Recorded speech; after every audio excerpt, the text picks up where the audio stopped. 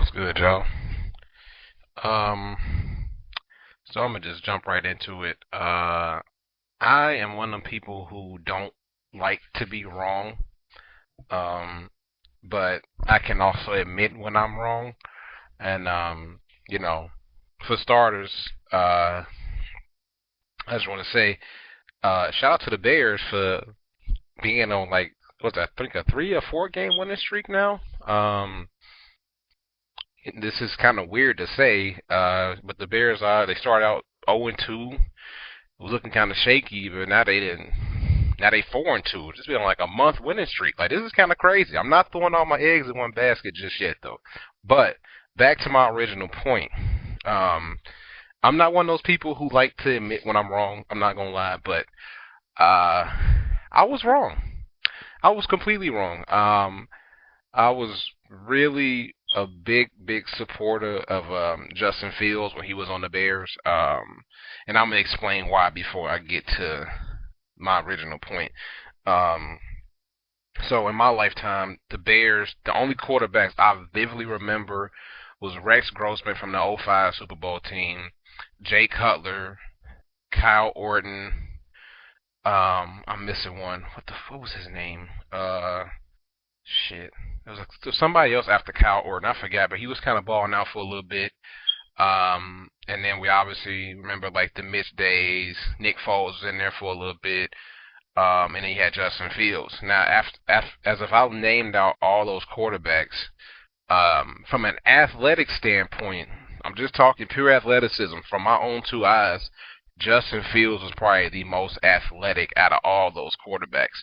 Um, so, when you looking at that shiny Ferrari at the dealership, it looks good, but when it's time to actually break down the core of it and, how much the maintenance is going to cost on it, et cetera, et cetera, maybe it's not the best for the budget sometimes. So I use that analogy to kind of say, like, from an athletic standpoint, Justin Fields is probably the most athletic Bears quarterback I have ever seen in my life. He had all the rushing yards. He'd give you a couple throws here and there that looked like, man, that's really, really good. Um, but uh, obviously Justin Fields was traded. Was it last season or two? Oh, I think it's going on 2 years now. Yeah, this is Caleb's second year. And I'm realizing that I was wrong about Caleb Williams. I was really wrong. I was a big Justin Fields fan. Um, but now that that ship has sailed and we've got a little more data on Caleb as a quarterback, I'm gonna admit I was wrong. I was wrong. I was not sold on him coming out of USC. Watched the tape, and it was some good stuff there, but I didn't know how well it would translate to the actual NFL because if you're looking at the highlights, you know, a lot of flashy stuff, a lot of deep ball, like receiver just blowing past the cornerback wide open, like a lot of deep ball stuff. A lot of rolling out, kind of Patrick Mahomes, Aaron Rodgers esque, but we didn't know how well that would translate to the actual NFL. Um, but now that we have about a year and a half of Caleb beneath our belt, I'm starting to realize that, as somebody who's a fan of football, like I love football, um, but I think me as a fan of the game, I'm actually learning that there's more to playing quarterback, which is the most important position on the field, than just athleticism. There's more to it than just being a pure athlete. And I got some stats pulled up on the screen. I'm gonna just explain in a second. I wanted to get this part out first. I'm realizing that you know just having the physical gifts is not good enough to be successful in the league. Like for example, like you look at a Tom Brady who crazy arm strength, but he can't run a lick. We saw the Super Bowl. He tried to get out there and run at the wide receiver. Tom, well, he was trying to be wide receiver that one time. Slow as shit. Like Tom, you slow as shit. I love you, greatest of all time, but man, you slow. Um, but I'm realizing that when it comes to the game and the position itself at quarterback, there's more to it than just being able to outrun everybody or being the fastest on the field. You also have to be able to manage the clock, manage the game, anticipation. Look around that pocket. You got about 3 seconds to get rid of the ball at most. And so I was one of those people who was like, oh, if he had a better offensive line, if he had, more receivers around, if he had, there's always a if you had kind of debate with Justin Fields. And now I'm realizing, like, watching Caleb as a rookie, well, not rookie, second year now, but I'm realizing, like, I don't think I knew the position as well as I thought I did. I'll be honest, I thought I knew the position. I thought I knew what playing quarterback took, but I'm watching this young kid week by week, and I'm seeing, like, he's getting out of the pocket when he needs to, but he's also staying in the pocket when he needs to. He's processing things at a way faster rate than Justin Fields ever did, and Justin Fields is already in year 5. He's in year 2, and he's processing the game at such a faster speed. And I was a big Ben Johnson fan when we used to play Detroit. I used to love how their offense would look. I'm like, man, like, if we can get something like that with Fields, we'd probably go crazy. But I don't think we would with Fields. I'm gonna be honest with you. I don't think we would. I think we would be in the same position. It'll be these same, hesitating throws and, don't know where to go with the ball. Like, I don't think Fields is processing information as fast as he needs to on the field. I don't think he's seeing the field the way an NFL quarterback should. So I say all that to say, Ryan Poles, you struck gold again, my boy. Like, you had the city in shambles when you announced you was trading him during St. Patty's Day weekend. Everybody was too drunk to kind of process it when it happened. I don't drink, so I was live. I was pissed off. I'm like, you gonna trade my nigga? Like, what you doing, But now looking at how the Bears on a 4-game winning streak, Caleb's getting better. Like, it's not perfect. It's not perfect at all. There's still some stuff that needs to be cleaned up. But for year 2, this is what I want to see. I want to see that jump from year 1 to year 2. And, it could also be Ben Johnson, but I also do think that Caleb really does process the game at a way faster rate, and he understands what it takes to be an NFL quarterback. So, basically, I was wrong. I can admit when I'm wrong. And, I'm super optimistic about the Bears' future. I'm really, really excited just off of what I've seen from the team and the camaraderie. And this is not the same Bears team that I've seen my whole years of watching this team. Like, we're actually moving the ball downfield as an offense, and we also playing good defense, too. Like, the defense is stellar. Like, there's some hitters over there. Like, we got some high flyers over there. Take the ball out the air if it's there. We got some hitters on the squad, so I'm really excited for the future of the team. And this is probably the first time the Bears have been clicking on offense and defense at the same time, because normally it's like the defense is carrying and the offense is doing jack shit. They getting you in field goal range and that's it. But like, no, like, we actually, if we aren't getting touchdowns, we damn near getting in field goal range every couple, like, possessions we got the ball. Like, we're getting either in field goal range or we scoring a touchdown. I rarely see the Bears punt for real this season, and minus the Detroit game and the Vikings game that we lost, the first 2 games of the season. But I say all that to say, like, yeah, I was wrong about Caleb Williams. Build him the statue right now. Get the statue built.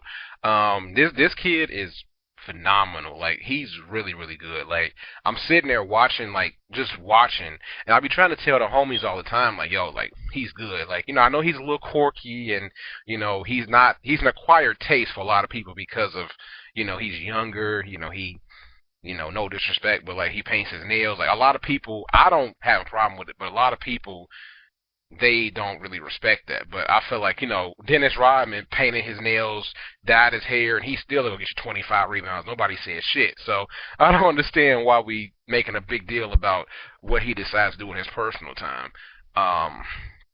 But yeah, like, I was completely wrong about Caleb Williams, and I'll admit I was wrong about Caleb Williams. Like, he's really, really good, and I'm so happy that he's the quarterback of my Chicago Bears. So, before I get out of here, I did want to show this stat. I was doing some research. Shout out to Sports Mockery. This is written by Eric Lambier on October 12th, so about just over a week ago. It says new Caleb Williams Justin Fields stat is beyond staggering. I'm gonna just scroll right down to the stats. I know where it's at.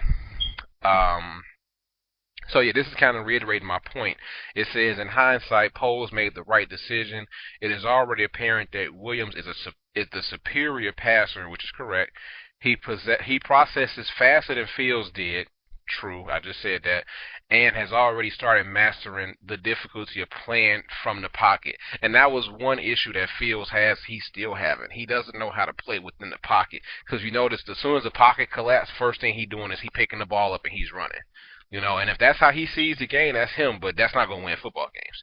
That's why the Jets haven't won a game yet. Excuse me. Yet there is one stat that hammers home the vast gulf between the two quarterbacks. Shout out to my boy Dan from The Athletic.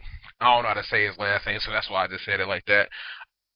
In 38 starts between 2021 and 2023, Fields had 23, 2-3, Michael Jordan, opportunities to either tie or win the game in the final 8 minutes of regulation or overtime. He was 3 of 23 in those situations. And he's not even on our team no more, but he lost to Denver on the Jets. Now he's 3 of 24. That's a horrible percentage. Like, what percentage is that? Like, I want to see. Like, that's really bad. 3 divided by 24. Bro, that's like... Bro, like like you can't make it up, bro. Like what am I doing with that? Like, and you gotta think these are to either win or tie. Like, and you ain't doing either one. Now it says in his 21 games to date, Williams has seen that 11 times. So yeah, I think 11 times he's seen either in the final 8 minutes he's able to tie the game or win the game.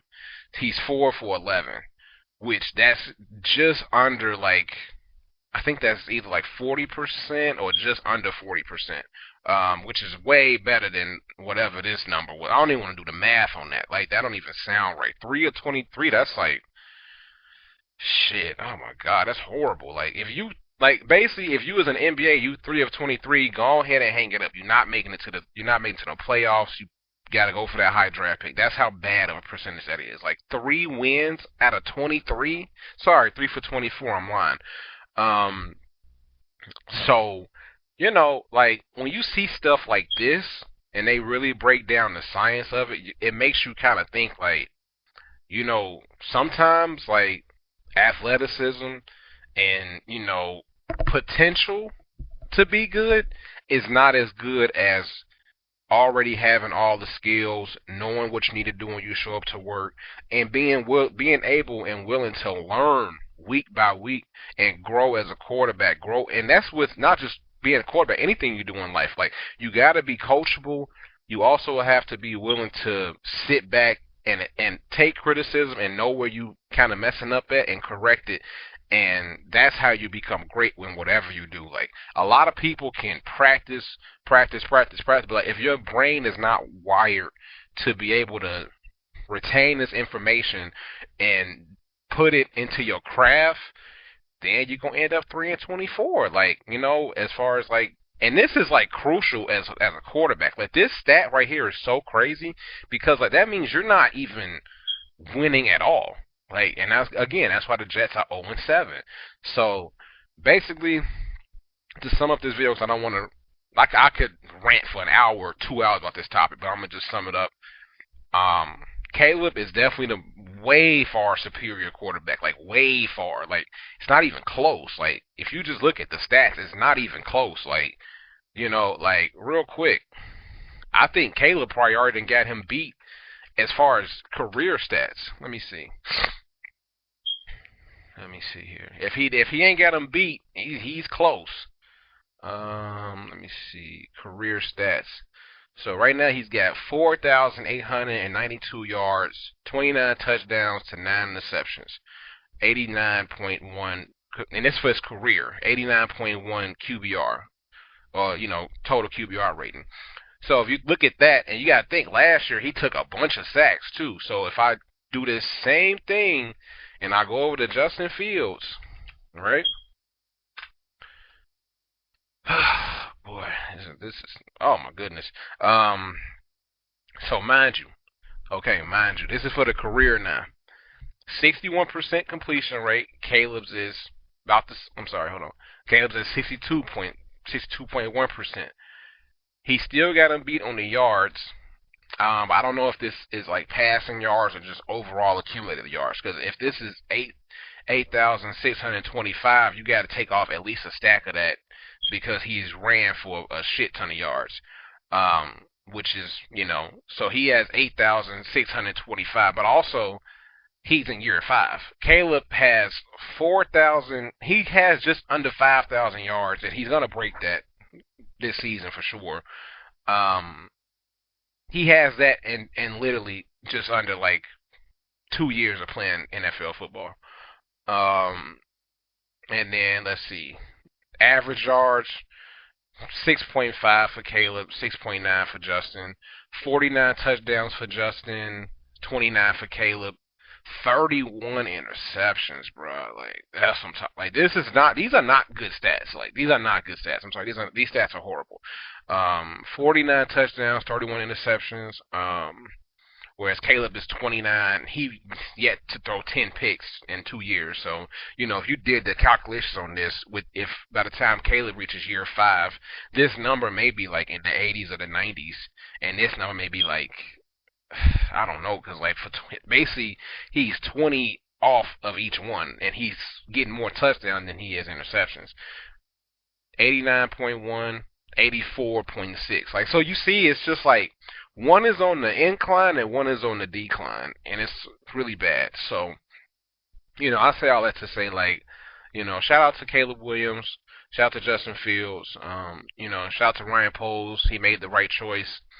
And yeah, I think the future is bright for the Bears. I really do. I think the Bears have a lot.